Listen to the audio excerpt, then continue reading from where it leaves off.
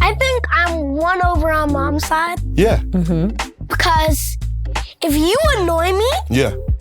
I'll be like, hey, can you stop? If you annoy me again, I'll be like, last chance, stop.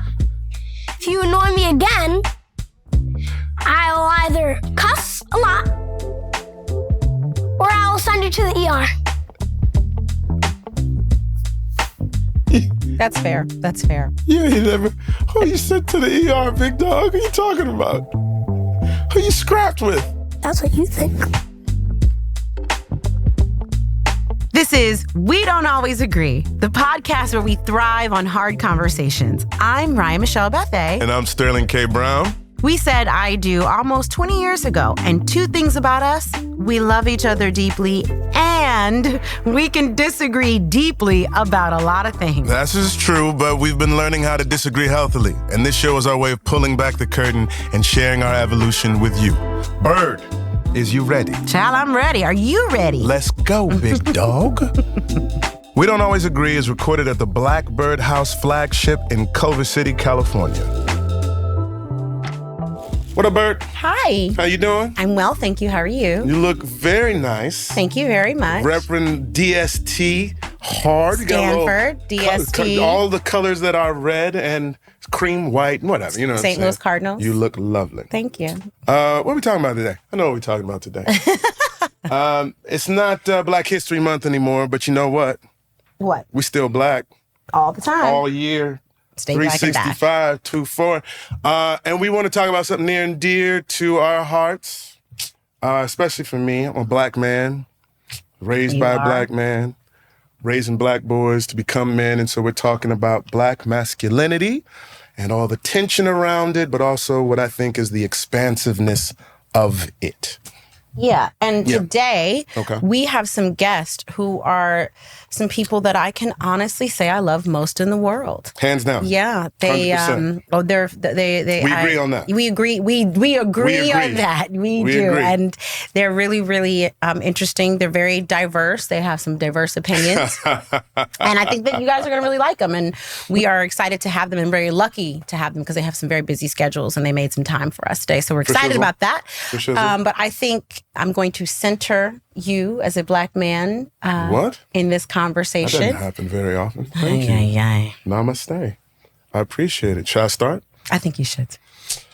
I'll start with sort of my earliest memory because it's a really interesting memory. This is one of my favorites, by the way. My grandfather, Eris Banks, is very much revered in our family. He was an incredible provider, a very smart, intelligent man. But my first memory in life, I was at my grandmother and grandfather's house, and my grandmother was sitting in her rocking chair, and she's watching her stories.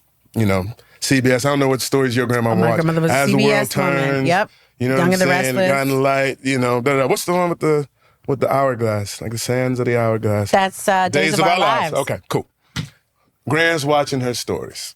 She got this, rocking chair, not a rocking chair, but, lazy boy type thing. And there's a seam in the chair that's torn. And it's got that yellow foam that sort of, makes this cushion of the thing. So anyway, it was a tear. And I would sit behind her in a rocking chair and I'd pluck out little pieces of the yellow foam and I'd put it in her hair.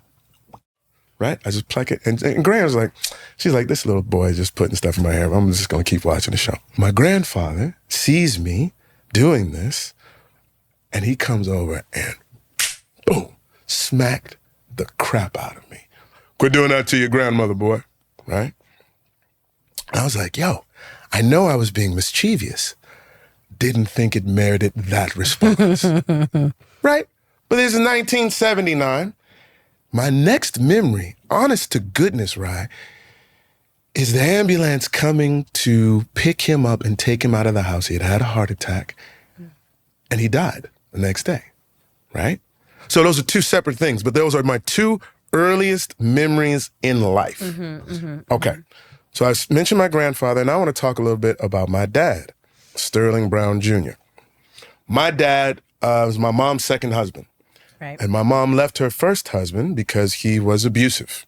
And my mom tells this story because he's a Vietnam vet. And she said one day it had gotten so bad that she was sitting at home with a shotgun in her lap, that if he walked through the door, that was going to be the end. And he did not come home that night. And the next day she got her children and left. Okay. Wow. Sterling Brown Jr., she meets him 5 years, later, et cetera. And like I said, my older brother and older sister have a different dad. So I'm my dad's only son. Mm-hmm. And this dude unabashedly loved me. Unabashedly. Hugs and kisses, like to the point, like you always wanted to kiss him on the lips. And then like I remember being 8 or 9 one time, he'd be like, hey, give your daddy a kiss, man. And I'm like, all right. I gave him my cheek. And he goes, well, you too big to kiss your daddy on the lips. I'm like, no.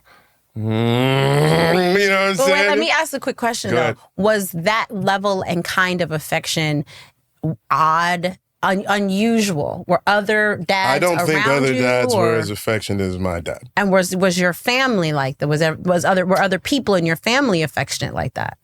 Women. With other women, are there young children? Women with their boys, yes. But not men. So it was unusual both in your family and in your larger community. Yeah. Mm-hmm. He wasn't like other people, like they'd be cool and come here, boy, da da da. But it was big hugs. Mm-hmm. Like it was I don't know. So I say this because I only had him for 10 plus years before he passed away. But in that 10 plus years, I feel like I'm left with this reservoir of love that has sustained me to this day, right? So people will say, oh, it's such a sad thing that happened with your dad passing. And I'm like, yes, it is. But in the 10 years that I had, he took advantage of all that time to fill my cup as fully as he possibly could, right? There are things that we would do, like I'd sit on his lap and we'd watch boxing matches and we'd watch football matches or whatnot. And then Friday night, Cinemax, he'd be like, hey, boy, don't tell your mama you're watching this. But we watch Skinemax after dark. I'm like 7. You know what I'm saying? I have no business watching any of this, but I did it with my dad. And it was awesome, right? He was one of the most affectionate people that I knew. And I think at that time, what I learned from my grandfather, from other people in my family, I think the motivation for right behavior within the house was fear, right? You would often hear that the fear of God is the beginning of all wisdom and whatnot, and the way in which that was interpreted, spare the rod, spoil the child. And so, if you had to, make them quiver a little bit, then that was what you did in order to keep them in line. My dad introduced something to me that, you know what? And look, he didn't take no mess. You couldn't be disrespectful, but love was sort of like, you do what I'm asking you to do because I love you.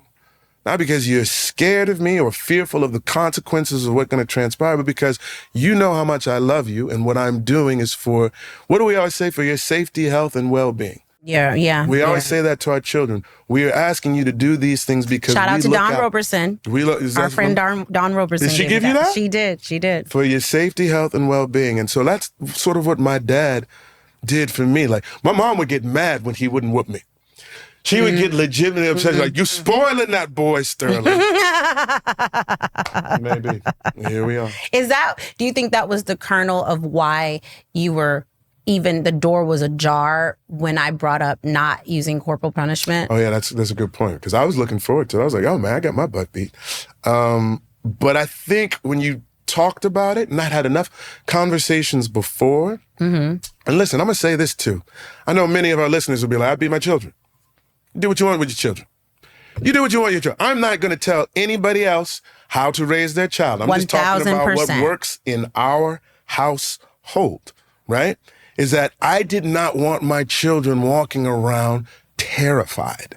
Right. Because I think, with my mom to a certain extent, because mom will beat your ass.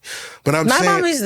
that's they should do, we don't always agree. Because they don't agree on anything, but they agree on how you whoop an ass. That's what they agree on. It was something, and Ryan and I, when you brought it to me, and I was like, really, we don't get to whip them at all? And she's like, nope, not at all. Like, not even if they're really, really, really bad. And she's like, not even if they're really, really bad. And I was like, oh, man, okay.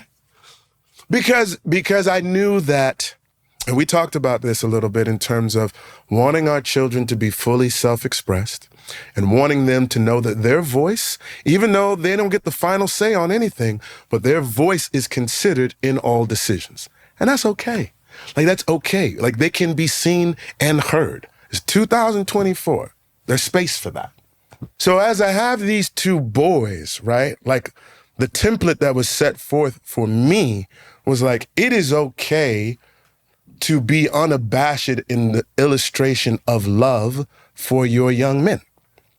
I really don't know any other way. And I have my oldest son now, where I can only give him like a kiss on the lips right before bedtime. Yes. Right before, like his defenses are down. He's sort of like, but love you. Right? If I try to do it any other time besides that, he'd be like, what you doing? He's very clear that he finds that weird. Yeah, right. But right before bedtime, you're like, love you, Dad. It's the best thing in the world. And then Amare is sort of like me in that he's sort of unabashed in his affection as well. Yes, you know what I'm saying? So yeah. Which one of them do you think is the most like you? At this age, like at the age when you were 12 and the age that you were 8, because our kids are 12 and 8. Yeah. Which one of them is the most like you at that age? You answer that question. Well, I know what I didn't was. know you when you're 8. Yeah, that's what I was about to say. Who do you think is the most like me now? And then I'll answer that question about age-wise. I think Andrew is the most like you in terms of the you present to the world. And I think Amare is the most like the you that we see at home. I see what you're saying. Like, Andrew's a much more guarded human being. And it comes off as more composed and mature. People are like, oh, he's so mature. And I'm like, he just doesn't like you. To be fair, he doesn't like a lot of people. he is, with Andrew, it is like you start off at 0 and you earn your way to 100. Yes. Amare, you start at 100, but you can go to 0 real quick. You lose them points, honey. You lose points. So I would say that I'm like Amare. I start at 100. Like, I start like everybody gets a clean, like, I will accept you as you are. And if you prove yourself unworthy of that, then I'll just be like, okay, I'll do with less of you now, right? Andrew, like, this is interesting because it took me a minute to be like, Andrew, why don't you be, like, nicer to people? And then I have to be like, no, Andrew's Andrew. Like, he's okay. Same. He's okay to be who he is, right? And that's one of the things that I've learned, I think we've both sort of echoed, and this is a little segue to sort of give your own take on masculinity and raising boys, is that they are who they are when they come to you. Right. The idea of sort of shaping them molding them into who you want them to be is like, no, you can help them become the best version of who they already are. 1,000%. So that's on what we agree. Because I thought, because I always thought that, well, I didn't always think this, but when we were having children, the conversations about gender began. And gender fluidity, and gender is a construct, much like race is a social construct, et cetera, et cetera. So I thought that gender would be something that, or the expression of one's gender. That you could shape. Or not shape, that I would, again. Contour? Well, no, I didn't think I was contour. I thought that if I made a more gender neutral, like I hate those T-shirts that say future heartbreaker and hide your kids, hide your daughters, get your shotgun. I'm like, why would you put that on a 2-year-old? Like, you know what I mean? And I get it. Like, I get why people do it, but I always felt like it was, again, putting gender on top of things, and people automatically bring a certain kind of toy. So I bought dolls. For Andrew, I bought you remember the nursery was you bought dolls giraffe. For Andrew, and it's important to note that Andrew hates dolls, and it's innate, and that's what I was trying to say. It's like it hates, like to the point where like if he walks into a room, this is more a few years ago. If he started to be like, "Why is that doll in here?" He's like, "Could somebody take that out?" And like not just not like them, but it's like freaks him out. He's like, "We need to get rid of that doll." I think it was because of Wabby. I think it was because we got that. Remember, we got that very ethnic looking puppet. Somebody gave us a doll or a puppet when he was very small, and it was like it had a gold chain. Remember? It was like Doug? JJ Walker, or what was his name? Jimmy Walker? Jimmy Walker. It looked like Jimmy Walker. Yes. And I was like, Yes. do they still make these? I was like, did you get in a time machine and find? Like, it was awful. And I think that imprinted on him. But Maybe. I think that I was trying to create a home where he could play with anything, that he could be anything. And I found out very quickly that, at least with Andrew, the expression of gender and how he expressed it was innate. Yeah. And not something that, oh, it's only because I gave him a truck. No, he liked trucks. Like, trucks would come, he'd be like, truck.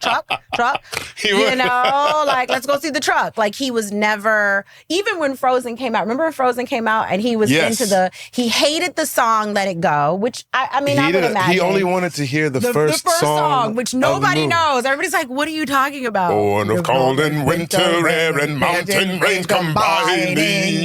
That was his jam. That was his jam. And you're like, can we listen to that one again? And we I was like, bro, there's a whole nother movie. He's like, I just want to hear. Everyone is let it go. Can't hold you back and miss that. And he's like, nah. He's like, I mess with Olaf, and I want to hear that first song. Yes. Remember when he was getting in trouble at school, and he wasn't really a troublemaker, but she was like, I can't get him to throw away his food. And I was like, well, that's weird. And so I said, honey, why would you throw away your food? And he was like, because someone put an Elsa sticker on the trash can and I will not go near it. And I was like, let's clarify that too, because he's also hates stickers. He hates stickers. If you go to Trader Joe's and you be like, hey, young man, you want a sticker? And be like, hey, man, better keep that shit away from me. Like, he's like, stickers and dolls. And he used to hate clowns too. So I think it's just, again, some of these things are innate and and I thought, like, I really, really, really thought that I would have an influence. I thought if I just introduced, I said, people will like. I thought, well, the only reason why boys don't do ballet is because they don't get introduced to it. Narrator, I was wrong. I tried to take him to ice skating. Remember, I tried to take him to ice skating? I remember the ice skating thing, too. And I took him to ice skating because I always wanted to be a figure skater. Yes, you did. I thought, well, I'm going to introduce my child. Sure. It's a child. It's not a boy or a girl. It's a child. Yes. You know? I don't know why I couldn't figure out how to put the mittens on the boy. But like, and getting a kid dressed for ice skating is very stressful because you're like, and we don't live in a cold climate, so it's not like we came in with all the stuff. So you got to bring it. Yeah. And so by the time you lace up all the boots and the things, and I'm sweating, and he's cold, and then we go on the ice, and he's like, my fingers are cold. Why is it cold? And finally, one day he was like, I'm cold and I want to go home. And I was like, well, we are not done with this lesson. And in this family, we finished what he said, I'm cold and I want to go home. I said, if you can skate from here to there, because we were on the ice and it was the exit. I said, if you can skate from here to the exit, then we will leave. Yeah. Andrew promptly man's got a strong will. Turned around, glided. Will. I mean, I was like, where's the triple sow cow? Like, he skate out of here? Skated, wove through the people, and then didn't just stop, jumped onto the little board thing, and then skating. Turned around and looked at me. Skate my black ass out. He skated his black ass on out of there, and I had to wobble myself onto and we left, and I don't know, I think we went back, but point is that I thought that I could influence that, and I was wrong. I mean, look, I remember taking him to the ballet classes and whatnot. First of all, you discovered he only wanted to do hip hop after a minute because there was hip hop and jazz or tap or whatnot. And I think if there was a group where there was more boys, right? Because he looked around one day and he's like, I'm the only dude in here. And it was in that recognition. Yes. He was like, I shouldn't be here. That's what we were. That's, I think, what I was trying to sort of guard against was that if it was normal for him, right? But society is society, and he very much. And I don't think a lot of people, especially people who have girls, I don't think they try very hard to break down those social norms, especially when they're younger, because it's fun. It's like, let's put them in the tutus and let's put them in the sparkles and let's put them, and people are, So like they're enjoying living it. doll. It's like a living doll. Yeah. So I think he very much felt like, and they kind of ostracized, they also ostracized him because he was the best. I just want everybody to know, my baby was the best. He was the best. The girls were jealous. Them heifers was jealous of my baby. And they should have been, because he was really good. Anyway, but you're right. You could see the minute when it changed from we were all just kids in a class to we're the girls and he's the only boy. Let me ask you this. I think it's a good segue to talk about like being the only woman in the house. Like, what kind of responsibility do you feel like you have to impart on how they interact with Black girls, Black women? What is their role?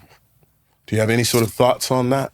Yeah. I know you do. I do. Yes, ma'am. I do. Well, it's twofold. One is in how I had to learn how to treat them. Yeah. And then the other one is in how, vis-a-vis that, I want them to treat Black women that they encounter. Okay. So What's the first part? it's funny because there's a comedian. We know him socially, Affion Crockett. I don't know if you know him. Yeah. You know Affion. Yeah. Anyway, he had mentioned something about how his mother had said something to him and how he realized that he was recreating his relationship with his mom and his relationships. And so that positive or negative? I mean, I don't know if it was positive or negative, but it impacted me because Andrew was very, very small. Yeah.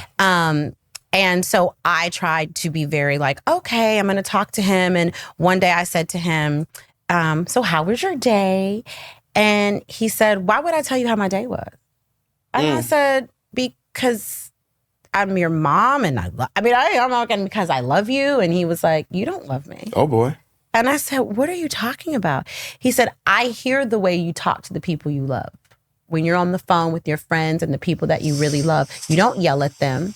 You don't always tell them what to do. You're always like, girl, that's okay. Girl, I understand. You don't do that with me. Did he say that for real? He did. He said, so I know you don't love me because all you do is yell at me and you never all you do is yell and you don't listen to me. And that's not how people treat people that they love. Ryan, did Andrew read you? 4 points. Oh my goodness. He read me 4 points. And so that coupled with what Affion had said about his mom, I was like, oh, if I want him, because what I have tried to institute with my kids is I was like, you always want to be the ally for the Black girl. Yeah. You don't want the Black girl to stand alone. And Sure. if you can in any way have her back, if you can in any way be like, actually, no, I saw what happened and this is not how it went down. Yeah. And in the larger sense, raise children who aren't friends with, like, even if they're not the bully, I was like, you can't also be friends with the bully. Like, it's not okay. And typically it's the child that is the most different and the most ostracized that gets the most bullied, right? Yes. And my only experience with that is being the only Black girl and having that experience. So I try to instill in them the idea that, they have to be courageous and they have to be the type of people that will stand up for the little guy. Let me say something to that because I think it has impacted me as much as it has impacted our children. Right. You went to Nobu with your best friend, Stacey Ellen Lewis, out in Malibu. I did. Stacey. Hey, Stacey. Hey, girl. There you go. My best and friend. you guys were talking about being at the bar, and a couple of brothers walked in. Oh, my God. And you felt like cellophane. Like they did not pay you any attention at all whatsoever. Yeah. And then, and you guys were being as objective as possibly could, two marginal-looking people who happened to be women, who happened to be white, walked in and their eyes almost went like, auga. Like, oh, we're here for the jackpot, right?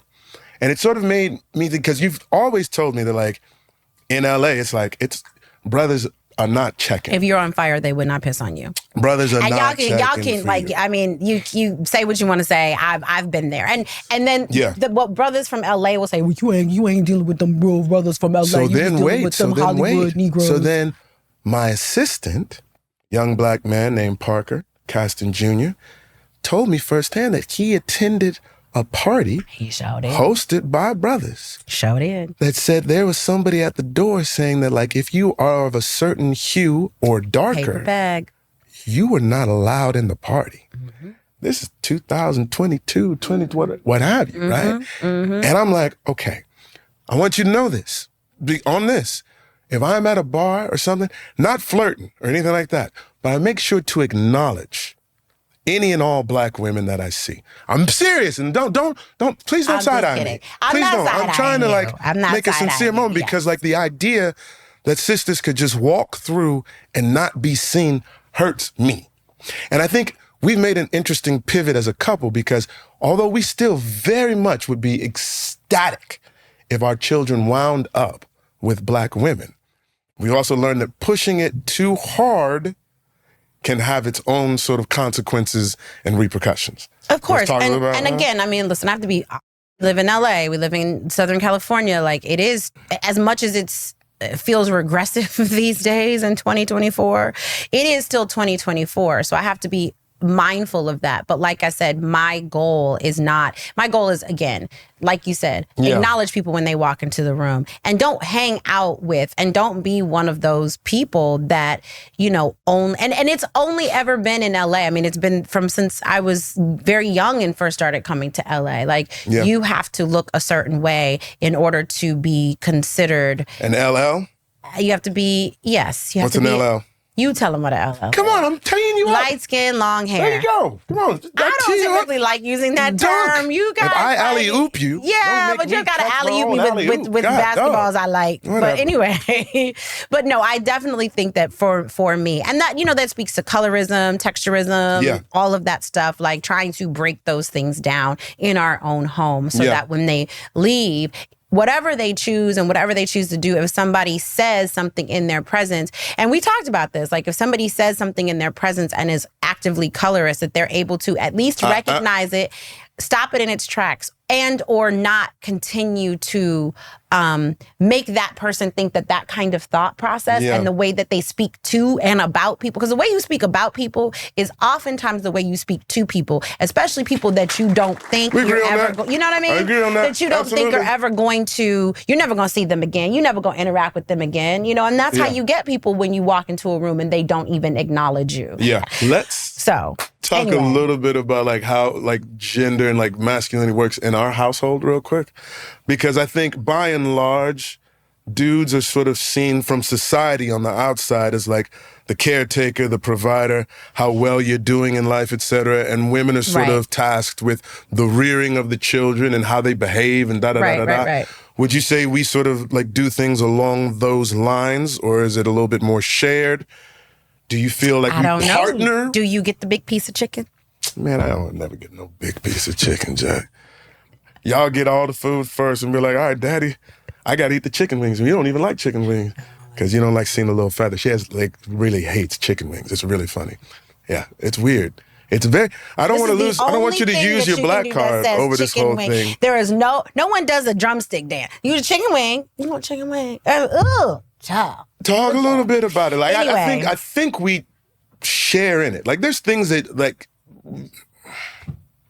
we both work. You know what I'm saying? We both work. What I find interesting now is that the boys, our children they don't relate to our jobs as though we do the same thing. I can't comment on that. I can comment on that. Go ahead and comment. We've heard it. We've heard it before. Like Andrew and Amare. I've done nothing to create this. I didn't say you did. But they'll be like, yeah, dad's an actor. And mom, she kind of acts. And I'm like, dude, what are you talking about? You're like you got a job. And mom just kind of be like, yeah, I'm doing Very true. I didn't do this. I did not create this in the least. But they throw shade with the best of them. They do. And me too. But I also think that that's, to be fair. But societally, the nature of what of where our careers are, you know, because even though I was on Endgame, it was still, first of all, it filmed in New York, so it was like away from them. I don't think they didn't get it, and they didn't, and it wasn't popular like this is us. Yeah. And when we go out, you get noticed for things, whereas I feel when I get noticed, it's more of like, girl, I see you, girl. You know what I mean? That could be for anything, right? You know what I mean? That could be. So I think, again, the kids are like, oh, she acknowledged it. I think they think I know all black women in the world. What's interesting, like, you know, you do like most of the cooking, right? I do. I will do breakfast, and so I provide sustenance. And so the shade the other way is like, Dad, how come you don't really cook? I'm like, what do you mean? There's heat involved. There's like, you make breakfast, but like you don't like to cook. I'm like, yeah, I know. They're like, you should learn. And we have in our house taken on certain, and again, like, whether I like it or not, the way the children turn out is my fault. Yeah. Do you know what I mean? Right. That's what how they everybody behave. Will say. And you know, and we as women take on the roles of, even when we don't want to do it, we still are the ones who get blamed if we don't send out Christmas cards. We're the ones who don't, we get blamed if they're not thank you notes, if there's no birthday parties. And if you go to the birthday party and the napkins don't match the plates. And now if you were to throw what's a interesting too about it too? Like, while we try to sort of be outside of the societal norms, you still feel that pressure. Very much so. You feel a pressure that I don't. And I was like, all right, we ain't give them no napkins. And you're like, Sterling, how can we not give them napkins? Like, we have to give them and the napkins have to match the plates. And I'm like, no, they don't. You can eat off of her and be like, here, you want something to eat? Right. And then, but that one time we had that party. Yeah. And Amare, we finally found the napkins after the party. Who did Amare blame? Me. To this day, Amare will see those napkins and be like, sure would have been nice if they were at my party. It's like 5 years ago. He doesn't say that to you. But because we as women have to navigate what it is to be a woman, and then I have to navigate what it is to be a black woman. Yeah. You know, I have to navigate, especially whether it's in my career, even in the home, society, where the kids are concerned at school. I have to navigate misogynoir. Yeah. I think it's more about you have to navigate navigating fear and putting other people at ease, right? Because like when I just immediately present myself, and these are conversations that we'll have with Andrew and Amare as they get older, and we have them now, it's interesting because you still just want them to have the innocence of being boys, but then you have to also prepare them for being black boys too. So there's conversations that Andrew and I will have every once in a while. I'll even be honest, like his hair, I was like, I hope folks don't see him a particular way because his hair is what it is. Because he's just a boy. Yeah. But you know how people, the outside can. Right. And I look at, and that's so funny. And really quickly, I just want to say, when they were little, when Andrew was little, Andrew was small. He was on his own chart. Like, so when anybody who has kids, there's like this little chart and they tell you where you are, height and weight. And Andrew was never on the chart. He always had his own chart. And she was like, he'll have his own chart. And as long as he's still growing along his own chart, then we know everything's okay. And the number of people that would tell me, oh, he's big for his age. Oh, how old is he? Right. Is he 5? No, he's 3. Oh, he's big for his age. Actually, he's really small for his age. There's a way that these black boys get seen as being older than what they are. And it happens at a very, very young age. And I did not have, I literally have proof. I did not have a child who was big for his age. Yeah. Do you know what I mean? Yeah. He was smaller than all the little kids. You often say that, like, people be like, oh, your husband is so huge. They think that you are the most gargantuan man on the planet. I'm like, and I'm a beast, don't get me wrong. But like, I'm 6 feet tall. I'm under 200 pounds. But like the way that folks will sort of, and that sort of putting at ease is something that is like, in order to be heard and seen and appreciated, you first have to make sure people can like see you. And not just feel like it's like, oh my God.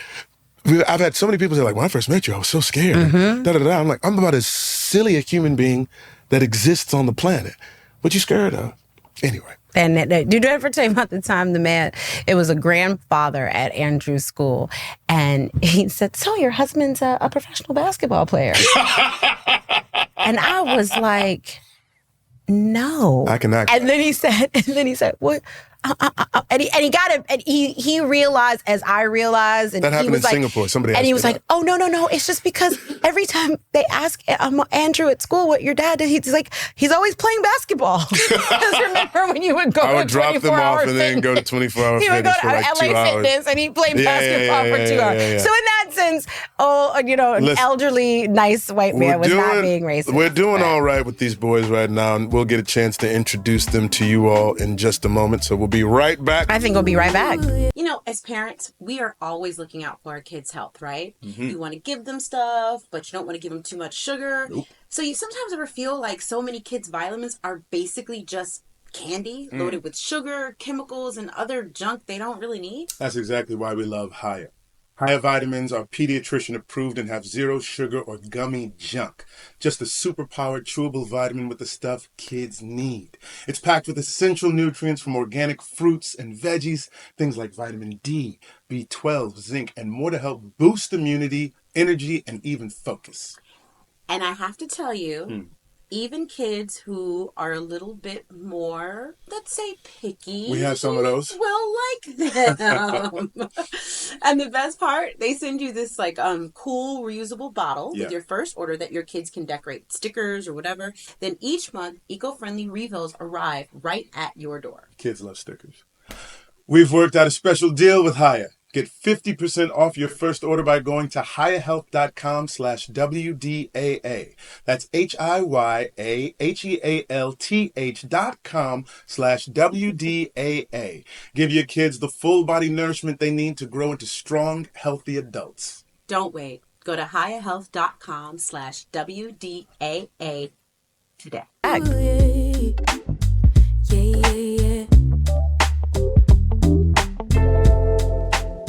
All right. We are back with more. We don't always agree with two people that we agree very much on are the most important people in our lives. Ladies and gentlemen, this is Amare, Michael, Ryan, Christian Brown. You want to say hi to everybody? Hello. Yes, it's a lot of names. That's a lot of names for show. And then we have Andrew, Jason, Sterling Brown. Would you like to say hi, big boy? Now listen, we made them be here. I think this is important that you understand. So the fact that they are here and are willing to participate in our little project means the world to us. So thank you, Amare. Thank you, guys. Thank you, Andrew, for being here. I like it. He despises it. I know. Okay. So with that in mind, we're going to ask you a few questions. Is that okay, big man? Here we go. And you answer as forthrightly, as honestly as you want to. And if there's anything else that occurs to you in the answer, feel free to extrapolate, right? First question I have is, what do you love about being a black boy who will one day become a black man? Who would like to start? Amare, what do you love about being a black boy, man? As a kid, there's less opportunities. But when I grow up, I'll have more opportunities. Opportunities to do what? What do you mean? Like more things I can do. Okay. So right now you feel like you're sort of limited because you're a kid. But I'm trying to figure out what it is that you love about being a kid. What I love about being a kid is you can get away with whatever you want. Is that true? Yeah. What kind of things do you get away with? Lots of things. Like You what? want to talk about it? Extra screen time. Oh, do you really? How do you get away with extra screen time? I'm just curious. Because you taught me your password. Oh, Lord. Okay. All right. Moving right along. Andrew, what do you love about being a kid, man? Being carefree, I guess. Okay. All right. I have a follow-up question. Go and I ahead. have a question. You, Andrew, have a really tight group of friends. Okay. Do you and your friends feel ever talk about what it is to be No. Okay. All right. Well, good to know. All right. Do you enjoy being around your friends? Because you feel like why do you enjoy the time that you get when you're with your friends? Because they're my friends. Excellent answer. That one's going to go viral. You want to move on to the next question? What have you learned, Andrew, Amare, whoever wants to go first, what have you learned about being a man from watching and living with your dad? Who wants to start? Go ahead, Mama. What have you learned, if anything? You don't have no pressure. Have you learned anything about being a man from watching Dad? That it's hard work and like nothing comes easy. And you have to like work for what you want. I'll take that. Thank you, big boy. I appreciate it. You got nothing, kid? Nothing. I've modeled nothing. How to tie my shoes? I'll take it. Okay. Men tie their shoes. That's Men great. tie their shoes, and I taught him how to tie his shoes. That works for me. So, okay, you were talking about a little bit before. I was talking about the things that you loved about being a boy. Now tell me what's the hardest part about being a boy? Young. Loss. Talk about loss. What you mean by loss? At early ages, it's harder to take the L Yeah. than to take the W. Yeah. It's like the pain of losing a game you feel more than the excitement and thrill of winning a game. Like the loss is harder than the win is more fulfilling. The loss hurts. Do you feel like it gets easier over time, or it always just friggin' hurts? It's hard. Yeah. Yeah. I feel you. What about you, Andrew? What's the hardest part about being a kid? I can't really make my own choices. So like, I don't know, like everything I do kind of revolves around what my parents say I can do. Yeah. Do you feel, how strict would you say Mom and Dad are in terms of the rules that they have for the house on a scale of 1 to 10, 10 being super strict, 1 being super lax? 6 6 and a half. 6.5. Mom's stricter. Is she? Oh. How so? She's just more snappy. Snappier. She's snappier. You like the snap bird? Apparently, I guess. Old Snappy Ryan. Snappy mommy. I think she gets it from Gigi. Oh boy. Okay. Shots fired. My mom just caught her straight. There Okay. you go. I do have a question for you. Andrew, we'll start with you on this one. Okay. Who are some of your role models? Like, who do you look up to? Are there people that you look up to? Cristiano Ronaldo, because he's a beast. Because he's a beast. Here, let us be said that Andrew is a proper footballer, loves soccer through and through. And so Ronaldo over Messi, over Pele, over any other player, like you find that Ronaldo is your dude. Yeah, just because he is really inspirational. He didn't really have anything growing up, and then he was able to become really, really successful and good at his sport. Yeah. And I think that's cool. You know, let me ask you this. Hold on. I'm going to ask Amare the same question. Amare, who you look up to? Who are your role models? Messi. Ah, so we have one Ronaldo and one Messi. Do you know anything about Messi? Yeah, I know more than you. I can tell you that. Goodness. But why are you coming up to your mom like that, bro? Why the little attitude? Truth. It's the truth. But we talked about saying the truth in ways that are a little bit more polite than being attitudinal, right? We talked about this. Do you think that was attitudinal? A little attitudinal? You didn't think so? Okay, we can talk about that later. Here, I have a different question because I wanted to ask this off of what Andrew had said before. You said that Ronaldo didn't grow up with much and he was able to become, arguably one of the greatest footballers in the world. How do you guys think you're growing up? Do you feel like it's a hard life for you, that you have to overcome a lot of things? Or do you feel like you have a privileged life? Do you feel like it's somewhere in between? And either one of you can start with that. All right, Andrew, Amari, go ahead, you first. I think it's in between. You think it's in between? Because school is really hard with all these bad teachers. Oh, boy. All right. I don't like some of my teachers. Understood. That's true. And that's a difficult. hardship for you? But what part of it is then privilege for you? The outside of school. Anything that happens outside of school, you find you have a privilege. What do you think that means? When we say privilege, what do you think that means? I think when you guys say privilege, I think the opportunity to do stuff you're usually not allowed to do. Huh. That's Okay. actually a really good definition for that word. Yeah. Andrew, what do you think? Like how difficult is your life in terms of opportunities that you're able to have access to or whatnot? And do you feel like if you had your druthers, would you want to grow up differently than how you are growing up? I think we're really blessed and lucky to be growing up the way we are. Yeah? Mm-hmm. What's the blessing in terms of what? Yeah, like, we always have, like, food and, like, a roof over our heads, so, like, we have, like, transportation and, like, we're never, like, wondering, like, how we're gonna, like, pay, like, the light bill or anything, so I think we're really lucky.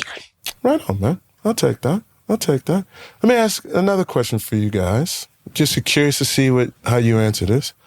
What is your favorite thing about your mom?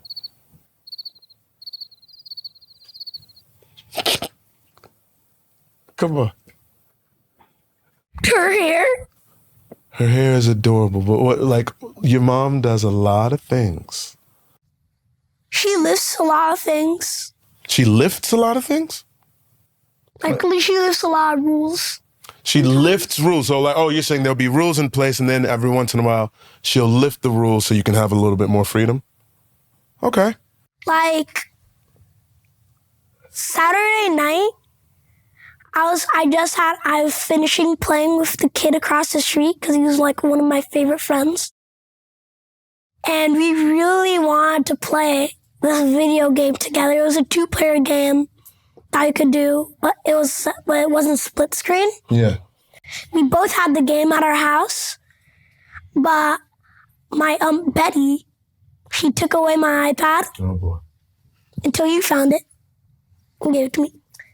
And Mom gave me her phone so I could talk to my friend while we were playing the game. Oh, that's really sweet. That's really sweet. You're a good mom. I mean, Say it like that. It's the truth. okay, Is it so true? You guys, sound like you're saying it like sarcastically. I'm not saying it sarcastically. so now I have to ask the question, what is your favorite thing about your dad? Yes, Amari. Sports abilities. Sports His abilities? ability to play sports, his ability to know about, or everything sports. Everything. I'll take that. Thank you What's very your much. favorite part about playing sports with your dad? He helps me overcome a lot of things that I need to learn. The more I play with him, the more abilities I unlock. You're a very good student. That helped me get farther and farther and farther. Give me a pound. Do you have a favorite sport that you play with your dad, or you just like them all? Football. Football. We enjoy it. We have a good time. AJB, what do you got to say, man, if anything? Like, you're interactive, like you get to do stuff, like, fun, like, playing and, like, stuff like that. Yeah. What's your favorite thing to play? Sports? No, when we're playing, like, what do you enjoy most? Is it like football-y? Is it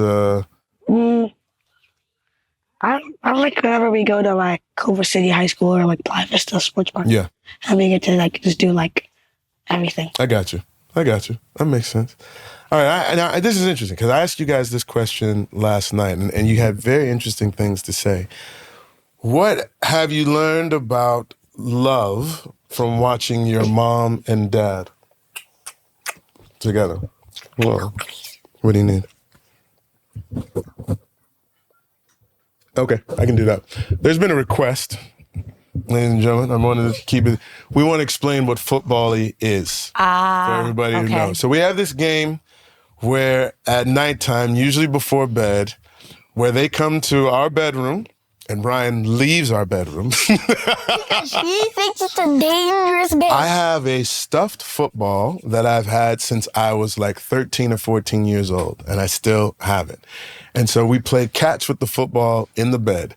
Andrew plays defense, but he can only use one arm. And he uses his arm to try to knock the ball down or something, or get an interception. And he's on his knees. He can't stand up. Amari can use all of his body, and he tries to catch the ball in the bed or in the air, but he can't. The catch doesn't count if he's on the ground. And it's the first person to get 5 interceptions or 5 receptions wins the game. And Andrew's allowed to throw me around. Andrew's allowed to toss Amare around like a rag doll, bash his head into the bed. But it's You know what I'm dangerous. saying? But it's all soft and whatnot, and it is male bonding at its finest. And my wife is like, "This is an insane asylum.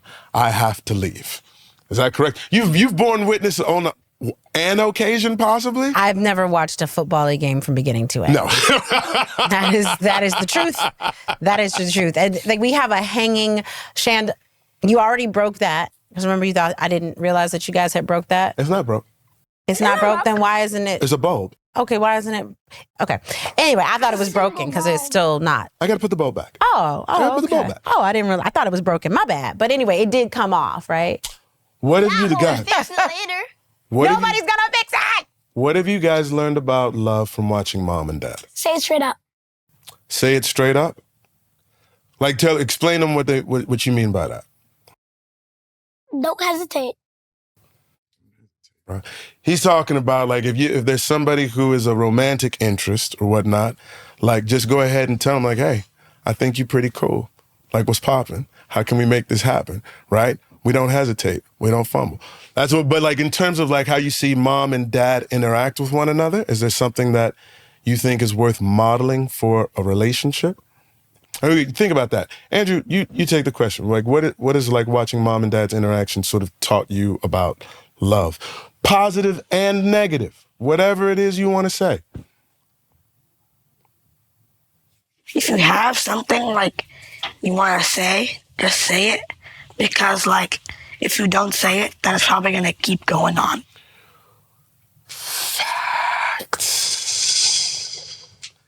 Because that's positive and negative. I think there are times in which, would you agree that mom and dad need to say things to each other, but they don't, and sort of kind of festers a little bit until the point in which it actually does come out, and then you can deal with it? Yeah? Deal. Got you. You have anything else to say on that one? If you get rejected, hop to the next one. Bam! It's a numbers game, son. It's a numbers game. That's my boy. So we gonna do all right, Jack. Right, you got any more questions for the fellas?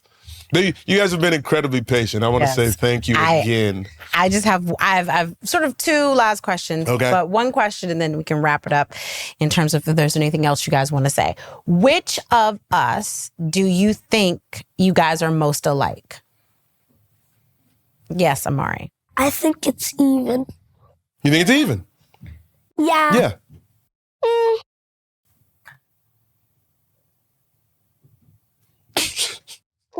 I think I'm one over on mom's side Yeah. because if you annoy me, Yeah. I'll be like, "Hey, can you stop?" If you annoy me again, I'll be like, "Last chance, stop." If you annoy me again, I'll either cuss a lot or I'll send you to the ER. That's fair. That's fair. You ain't never. Who you sent to the ER, big dog? Who you talking about? Who you scrapped with? That's what you think. And that's how mom is. Like, she tries to make you stop if she's getting annoyed, and then at a certain point, she just cusses. I think I get all my abilities to cuss from mom from road rage. I also love to shop. You do love to shop. He does love to He shop. does love This to is very shop. true. You really, and you're a very good shopper. We make a good shopping team. Yes. AJ. You also are good at cooking. You like to cook. AJB, who are you more like, mom or dad? I think I like look like dad. Yeah. And, like I'm not like either of you guys. Yeah. A lot. Yeah. Because you guys like to be the center of attention most of the time. Okay. And I don't. Yeah. So yeah. That is 100% fair. I'll take that. Do you think that do you think that we are like to be the center of attention, or do you think it's that we're outgoing and gregarious, or a little bit of both? No, I think it's you guys just are like loud people, like in like public, like when something can be said quieter, something can just not be said, you go out of your way and do it. So I guess like you guys are okay with being seen Yeah. a lot, which I don't. It's not your thing. Yeah. Yeah, I got you. Well said. Listen, I want to say thank you. Andrew, for people who have no problem being in the center of attention, I'm going to include your brother in this sort of category. You've been an absolute trooper. Give me a pound. I appreciate you being here. Thank you, honey. Mari, Daddy loves you to pieces. Thank you guys for being here. We will be back with more We Don't Always Agree. So we're back. Had a wonderful interview with our children. But we were saying that we have to remember, being in middle school can be a tough time. Right. We want to appreciate both of our kids for coming on to the show and spending time and talking to mommy and daddy. So thank you to Andrew and Amare. Yeah, and we learned a lot about ourselves, did we not? We learned quite a bit. We don't always agree, but apparently we have in common Is what? that we both love to be the center of attention. Well, I knew that. You did? Yeah. I don't think we like to be the center of attention, Sterling. I think we're Ryan, gregarious. Michelle, what you talking about? I don't think You're that a we social butterfly. Okay. Can I please just You're going to ruin the whole segment. You're going to ruin the whole segment. Loving to be the Go center ahead. of attention versus that should be that should be one hot topic. Know what I think? I think a 12-year-old just says it the way they see it. But I think that there's gregarious and wanting to be the center of attention. I think we're both. Let's do the hot. Listen. This is why I'm hot. This is the part of the show where we throw bows. Agree. We may not. We may agree. We may disagree. It may come to scrapping, but somebody's going to win. It's probably going to be me. Never. Let's drop a hot topic in. That's something we haven't talked about before, and see. Are you ready? I'm ready. You got the topic. Go. If Black fathers could only prioritize teaching their children one thing, what should that one thing be? One thing. Just the one thing. Just the one thing I know. All right, Anne-Marie. Self-love. I think you can't love anybody else until you love yourself, right? Because we could talk about how we treat these sisters. We could talk about responsibility and accountability and showing up or whatnot. But I think if you know how to love yourself, only then can you truly be there to love anybody else. Beat that, please. Go. What you got? Negretta. You just sounded like the end of a David E. Talbot movie. It's all about self-love. And if you don't love yourself, it don't matter who's in You're not these making a counter-argument. You're only trying to make light of mine because you can't think of anything to say. It's not that. Go. I think that if a Black father could prioritize one thing, it would be to understand that you are an integral, important part of something bigger than yourself. Something bigger than yourself. We extrapolate. I see what you're saying. Go. But you are a part of a community. Yeah. You are a part of a planet. You have a responsibility to yourself, to your community, to your planet. That there is a higher power and a bigger purpose out there. Yeah. And that it doesn't just begin and end with you and your wants and needs, but necessarily that there's something bigger out there. And I would think that I would want all Black fathers to teach their children that there's something so much bigger out there in terms of this world, and that they are an integral part of that very big and beautiful I actually think they're sort of one and the same in what we're talking about, because in terms of love and the way in which people tend to talk about it, it's like you can have love for self or love. Love itself is indivisible.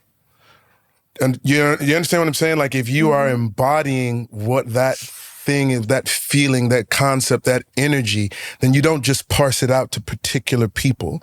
If you're embodying that love for self, then you should get a chance to share that with everyone that you come in contact with. I don't like your side.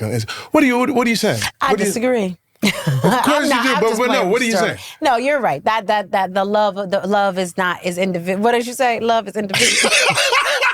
I'm just messing with you, Sterling. You said it beautifully. That was beautifully said. You sounded We tend to parse things out in such a way and share it only with the people that we care about or the people who are in our immediate sphere. But if you're really walking in love, and I'm going to check myself on this, and this is a random thought because I don't always have love for the dog. We have a dog. His name is Zion. And I've had a tough time. It's been 3 years. And I'm recognizing now when the dog comes around, like I'm not being loving towards it. And I need to do better because I shouldn't just be selective with it. You have to be constant. On our Patreon, you can find our special episode all about Zion. No, we ain't doing a whole episode on this dog. You won't be there. The dog don't sit still. It'll just be me showing the world how you treat the dog. We do dog. Get on out of here, dog. Hit my belly. Get on, dog. I'm like, why are you treating the dog like he should be? Go pick that cotton, dog. That I can do. What cotton are you talking about? Why are you talking to the dog like you Clearly, are? Ryan wound up agreeing with me. I won. Self-love is important. Knowing that you're bigger than something else, I'll put it bigger than 1A. Okay. 1A, really? 1A. Just second to me. I think mine is This has been another wonderful episode of We Don't Always Agree. Black masculinity. Thank you so much for sharing. Please comment, share, tell a friend. Come back next week. We love you, even though we don't always agree. Holla at your boy. You good? I'm so good. All right. Just like a flower, I could walk with you for 1,000,000 miles and my feet would not get tired. Where you go, I'll go, winter or summer.